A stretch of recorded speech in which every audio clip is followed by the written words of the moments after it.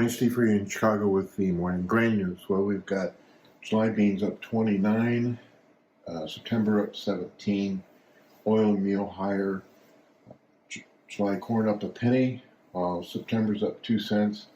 Wheat's anywhere from 4 to 8 cents higher. Stocks look higher. Dollar's a little bit higher, while crude is now back to unchanged at around $70.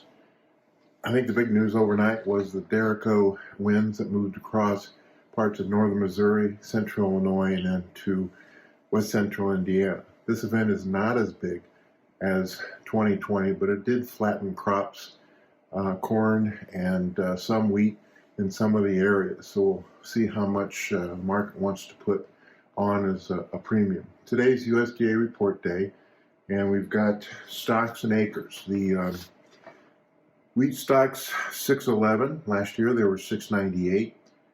Corn 42.55. Last year was 43.49. But I think the big number is beans. The average guess is 812.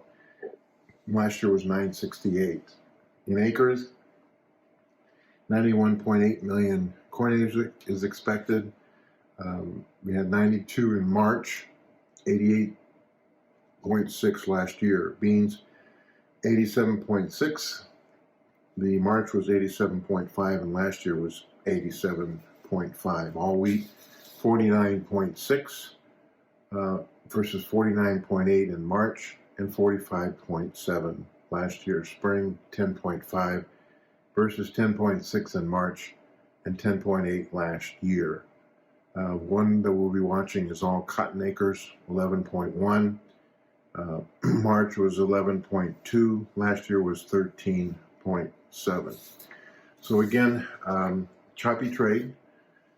We're back close to $15 or above in the July, but November is at $12.80, below 13. These corn's at 5.30, and we'll need much drier weather for the Midwest in order for these corn to rally from here.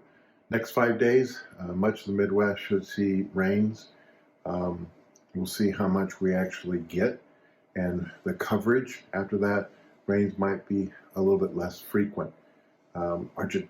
Australia's getting rains, Canada is dry, Argentina is dry, Europe is pretty much normal. In the Black Sea, I think Russia is normal, while Ukraine is dry. So right now, I think front and center is the USDA report. We'll also be waiting to see the July 12th report to see how much USDA drops U.S. corn and soybean yields because of these low ratings.